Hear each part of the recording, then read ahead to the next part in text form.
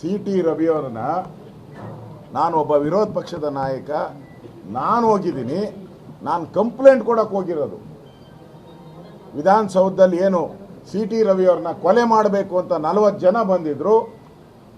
ಚಿಕ್ಕಮಗಳೂರು ಜಿಲ್ಲೆಗೆ C T ರವಿಯವರ ಬಾಡಿನ ನಾವು ಪಾರ್ಸಲ್ ಮಾಡ್ತೀರಿ ಅಂತ ಏನು ಹೇಳಿದ್ರು. ಆ ಕಂಪ್ಲೇಂಟನ್ನು ಬರೆದು ನಾವು ಕೊಡೋಕ್ಕೆ ಬಂದಿದ್ದು. ನನಗೆ ಎಂಟ್ರಿ ಇಲ್ಲ. ನಾನು ಸಂವಿಧಾನದತ್ತವಾದಂಥ ಪೋಸ್ಟಲ್ಲಿರೋನು. ನಾನು ಸಂವಿಧಾನದತ್ತವಾದ ಪೋಸ್ಟ್ ನಂದು, ಕಾನ್ಸ್ಟಿಟ್ಯೂಷನಲ್ ಪೋಸ್ಟ್. ಅಂದರೆ ಯಾರೋ ಈಗ ಟೆರರಿಸ್ಟ್ಗಳು ಹೋದರೆ ಅವ್ರನ್ನ ಚೇರ್ ಹಾಕಿ ಕೂತಿರ್ತೀರಾ ನೀವು? ನನಗೆ ಎಂಟ್ರಿ ಕೊಡಲಿಲ್ಲ. ಇದು ಅಪಮಾನ ಅಲ್ವಾ? ಗುಂಡಾಗಿರಿ ಅಲ್ಲ? ಅವು ಯಾವರ ಕಮಿಷನರು ಅವನು ಫೋನ್ ಬಿಟ್ಟು 5 ಅವರ್ ಇದ್ದೀನಿ ಅಲ್ಲಿ. 5 hours I waited outside police station, Khanapur station. Khanapur ಸ್ಟೇಷನ್ಗೂ ಕಮಿಷನರ್ಗೆ ಏನು ಸಂಬಂಧ? ಯಾರವನು ಖಾನಾಪುರ ಸ್ಟೇಷನ್ಗೆ ಬರೋಕ್ಕೆ? ಅವ್ರ ಜ್ಯೂರಿಸ್ಟ್ರಕ್ಷನೇ ಅಲ್ಲ.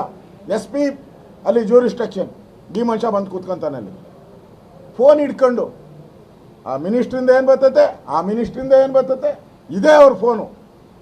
ಒಬ್ಬ ನಾನು ಹೋಮ್ ಮಿನಿಸ್ಟ್ರಾಗಿ ಕೆಲಸ ಮಾಡಿದವನು. ಐ.ಒ. ಈಸ್ ದ ರಾಜು ಗೊತ್ತು. ಐ.ಒ. ಸುಪ್ರೀಂ. ಯಾವುದೇ ಕೇಸಲ್ಲಿ ಐ.ಒ. Is the supreme. ಅದು ಇನ್ಸ್ಪೆಕ್ಟರ್ ಇರ್ಬೋದು ಅಥವಾ DYSP ಇರ್ಬೋದು.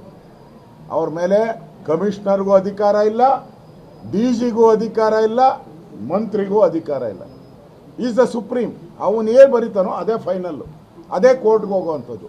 ನೀವು ಅವ್ರ ಮೇಲೆ ಒತ್ತಡ ಹಾಕ್ತಿರಲ್ಲ, ನ್ಯಾಯನ? ಅಲ್ಲ ರೀ, ಒಬ್ಬ ಜನಪ್ರತಿನಿಧಿನ ನೀವು ಎತ್ತಾಕೊಂಡು ಹೋಗಿ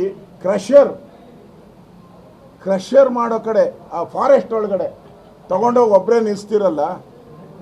ಏನು ಮಾಡೋಕ್ಕೆ ಹೊರಟಿದ್ರಿ? ಫಾರೆಸ್ಟ್ ಒಳಗಡೆ ಕರ್ಕೊಂಡೋಗಿ ನಿಲ್ಲಿಸ್ತಿರಲ್ಲ. ಏನು ಬೆದರಿಕೆ ಹಾಕಕ್ಕೆ? ಬೆದರಿಕೆ ಹಾಕಿ ಮಾನಸಿಕವಾಗಿ ಕುಗ್ಗಿಸಿದ್ದಾರೆ.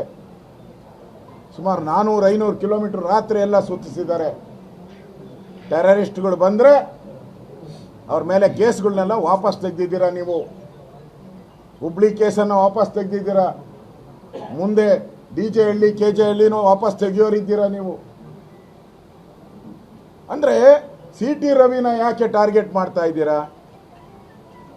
ಅವರೊಬ್ಬ ಹಿಂದೂ ಹೋರಾಟಗಾರ, ಹಿಂದೂ ವಿಚಾರವಾಗಿ ಧ್ವನಿ ಎತ್ತುತ್ತಾರೆ. ಅದಕ್ಕೆ ಬಗ್ಬಡಿಯುವಂಥ ಕೆಲಸವನ್ನು ನೀವು ಮಾಡ್ತಾ ಇದ್ದೀರಾ. ನಾನು ಹೇಳಿಕೆ ಬಗ್ಗೆ ನಾನು ಕೋರ್ಟ್ ಆದೇಶವನ್ನು ಪಾಲನೆ ಮಾಡ್ತೀನಿ ಅನ್ನೋ ಮಾತನ್ನು ಸಿ ಟಿ ರವಿಯವರು ಈಗಾಗಲೇ ಹೇಳಿದ್ದಾರೆ. ಕೋರ್ಟ್ಗಿಂತ ದೊಡ್ಡದು ನಮ್ಮ ಸಂವಿಧಾನದಲ್ಲಿ ಯಾವುದೂ ಇಲ್ಲ. ಇವತ್ತು ಕೋರ್ಟು ಚೀಮಾರೆ ಹಾಕಿರೋದು ನೋಡಿದ್ರೆ ಈ ಸರ್ಕಾರ ಮಾನ ಮರ್ಯಾದೆ. ಯಾರಾದರೂ ಹಿಂದೆ ರಾಮಕೃಷ್ಣ ಹೆಗ್ಡೆ ಅವರು ಆ ಥರದ್ದು ಯಾರೋ ವ್ಯಕ್ತಿ ಇದ್ದರೆ ರಾಜೀನಾಮೆ ಕೊಟ್ಟು ಹೊರಟೋದು. ಮಾನ ಮರ್ಯಾದೆ ಇದ್ದರೆ ಇವರಿಗೆ ಈ ಸರ್ಕಾರಕ್ಕೆ ರಾಜೀನಾಮೆ ಕೊಡಬೇಕು. ಮಂತ್ರಿಗಳು ಫೋನ್ ಮೇಲೆ ಫೋನು. ಈ ರೀತಿ ದೌರ್ಜನ್ಯ ಈ ಸರ್ಕಾರಕ್ಕೆ ಇದೊಂದು ಕಪ್ಪು ಚುಕ್ಕೆ. ಇತಿಹಾಸದಲ್ಲಿ ಇವತ್ತು ಕೋರ್ಟ್ ಏನು ಜಡ್ಜ್ಮೆಂಟ್ ಬಂದಿದೆ, ಇದು ಒಂದು ಲ್ಯಾಂಡ್ ಮಾರ್ಕ್. ಎಲ್ಲಿದ್ದಾರೋ ಅಲ್ಲೇ ಬಿಡುಗಡೆ ಮಾಡಬೇಕು ಅನ್ನೋ ಆದೇಶ ಮಾಡಿದ್ದಾರೆ. ಸಿ ಟಿ ರವಿಗೆ ಇದುವರೆಗೂ ನೋಟಿಸ್ ಇಲ್ಲ. ಯಾಕೆ ಬಂಧಿಸ್ತೆ ಅಂತ ಇದುವರೆಗೂ ಸಿ ಟಿ ರವಿನ ಪದೇ ಸಿ ಟಿ ರವಿ ಅಂಗಲಾಚ್ತಾ ಇರೋದನ್ನು ನೋಡಿದೆ, ಡಿಮ್ಯಾಂಡ್ ಮಾಡ್ತಾ ಇರೋದು ನೋಡಿದೆ. ಆದರೆ ಹೇಳಲೇ ಇಲ್ಲ ಅವರು ಯಾಕೆ ಬಂಧಿಸಿದ್ದೀನಿ ಅಂತ ಹೇಳಲೇ ಇಲ್ಲ.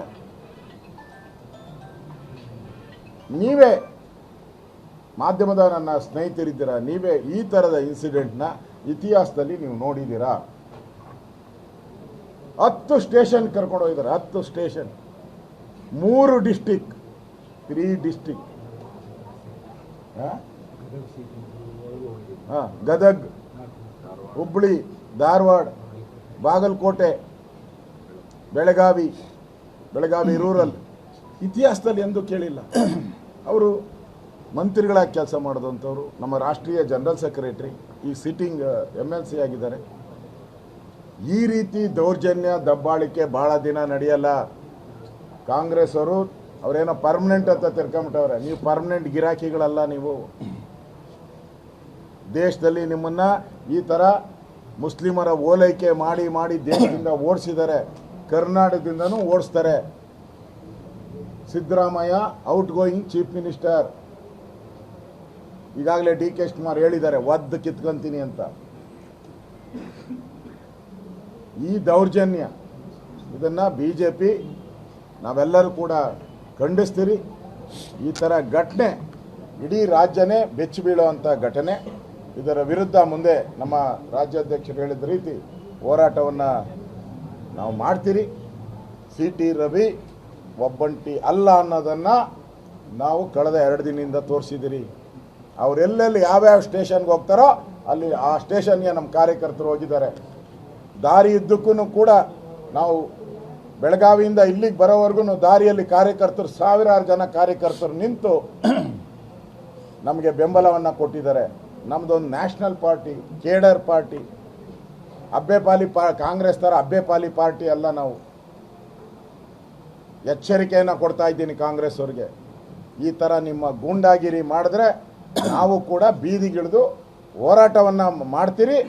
ಎಲ್ಲಿ ಪಾಠ ಕಲಿಸ್ಬೇಕು ಅಲ್ಲಿ ಕಲಿಸ್ತೀರಿ. ಈಗ ಮಾನವ ಹಕ್ಕು ಆಯೋಗ ಏನಿದೆ ಕೇಂದ್ರಕ್ಕೆ ನಾವು ಕಂಪ್ಲೇಂಟ್ ಕೊಡ್ತಾ ಇದ್ದೀವಿ.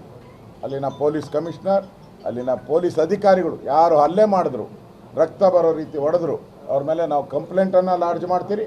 ಅವ್ರಿಗೆ ಶಿಕ್ಷೆ ಆಗೋವರೆಗೂ ನಮ್ಮ ಹೋರಾಟ ಮುಂದುವರಿಯುತ್ತೆ.